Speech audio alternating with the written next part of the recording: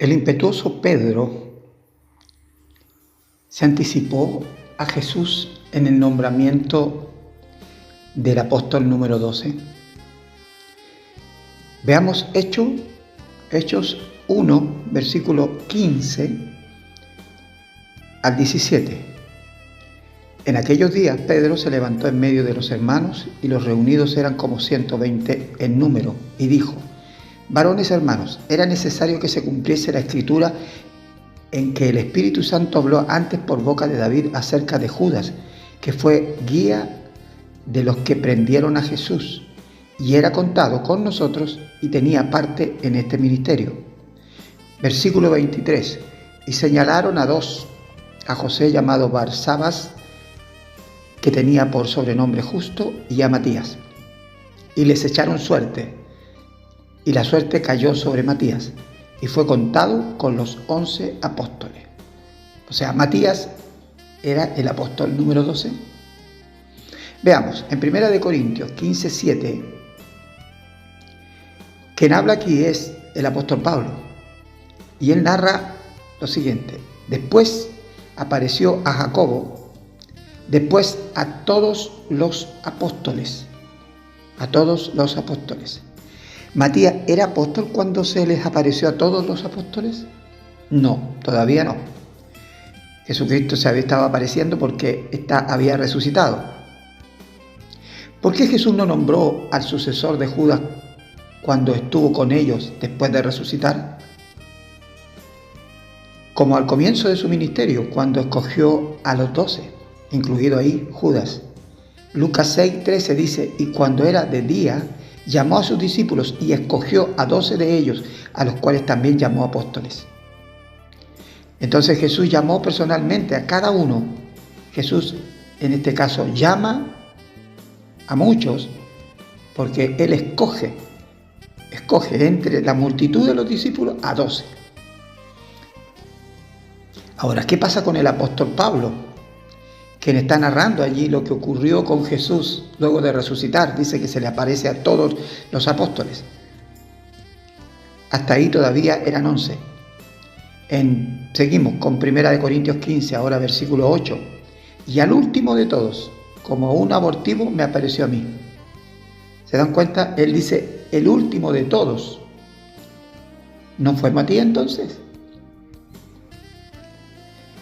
Versículo 9. Porque yo soy el más pequeño de los apóstoles, que no soy digno de ser llamado apóstol, porque perseguí a la iglesia de Dios. Imaginemos lo complicado que debió ser para el apóstol Pablo presentarse ante los demás apóstoles, ante la iglesia en general. Este era un perseguidor de los cristianos. Y además de eso, llegaba a presentarse ante los apóstoles cuando ya ellos eran 12. Es como querer jugar cuando el equipo ya está completo, ya está en la cancha. Por poner un ejemplo. Además, que era reconocido entonces como perseguidor de la iglesia. En Hechos 26, versículos 9 y 18, él relata su conversión. Dice: yo ciertamente había creído mi deber a hacer muchas cosas contra el nombre de Jesús de Nazaret, lo cual también hice en Jerusalén. Yo encerré en cárceles a muchos de los santos, habiendo recibido poderes de los principales sacerdotes, y cuando los mataron, yo di mi voto. ¿Se dan cuenta? Y muchas veces, castigándolos en todas las sinagogas, los forcé a blasfemar, y enfurecido sobremanera contra ellos, los perseguí hasta en las ciudades extranjeras. Ocupado en esto, iba yo a Damasco con poderes en comisión de los principales sacerdotes, cuando a mediodía, oh rey, le está hablando a Agripa, dice: yendo por el camino, vi una luz del cielo que sobrepasaba el resplandor del sol, la cual me rodeó a mí y a los que iban conmigo. Y habiendo caído todos nosotros en tierra, oí una voz que me hablaba y decía en lengua hebrea: Saulo, Saulo, ¿por qué me persigues? Dura cosa te es dar cosas contra el aguijón. Yo entonces dije: ¿quién eres, Señor? Y el Señor dijo: yo soy Jesús, a quien tú persigues. Ahora, Saulo de Tarso no imaginaba estar persiguiendo a Jesucristo, estaba persiguiendo a la iglesia. Eso nos hace pensar entonces cómo la palabra va confirmando lo que dice, que la iglesia es el cuerpo de Cristo. Y cuando hablamos de la iglesia, no estamos hablando solamente de la organización, sino de aquellos que viven en Cristo. Pero le dice, proseguimos, pero levántate y ponte sobre tus pies, porque para esto he aparecido a ti, para ponerte por ministro y testigo de las cosas que has visto y de aquellas en que me apareceré a ti, librándote de tu pueblo y de los gentiles a quienes ahora te envío, para que abra sus ojos, para que se conviertan de las tinieblas a la luz y de la potestad de Satanás a Dios, para que reciban por la fe que es en mí perdón de pecados y herencia entre los santificados.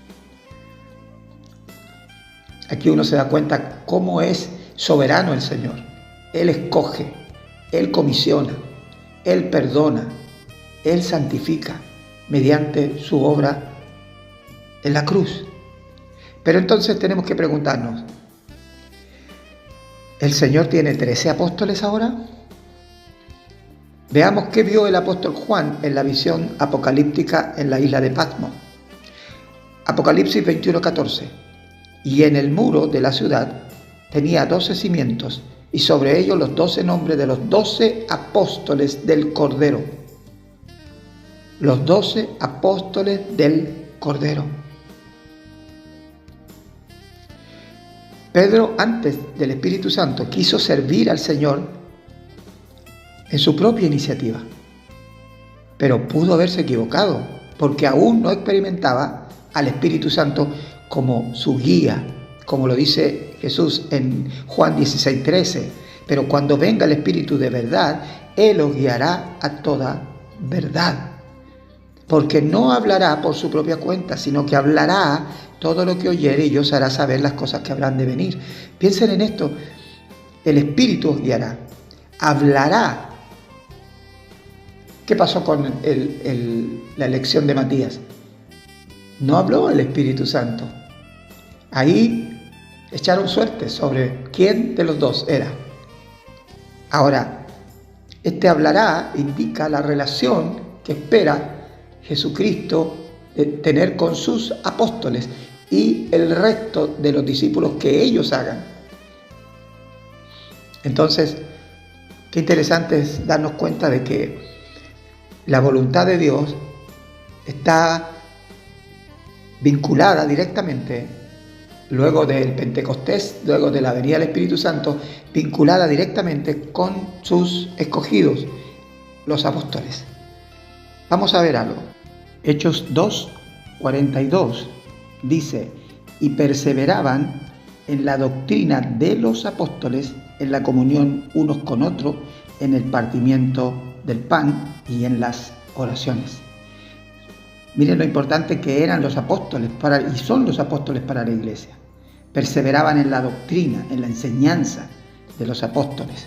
Ahora, en Lucas 24:27, Jesús les explica las escrituras a unos discípulos, que no necesariamente eran los apóstoles, por supuesto, que iban camino a Emaús, y les explica las escrituras, y dice en el 24:27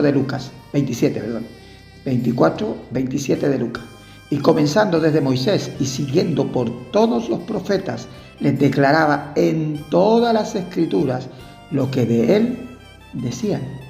Entonces, ¿cuál era la doctrina de estos apóstoles?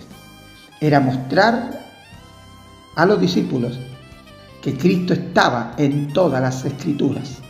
Esa es también para nosotros la interpretación de la palabra de Dios, la Biblia, las escrituras.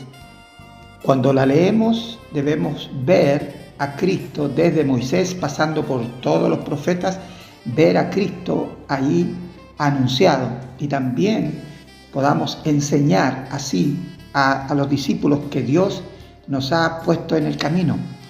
Y esto hacían los discípulos del Señor, los apóstoles. Y esto nos han dejado como legado que el mismo Señor nos da. Ahora, Pablo es evidentemente muy importante en las escrituras del Nuevo Testamento. En cambio, Matías no aparece.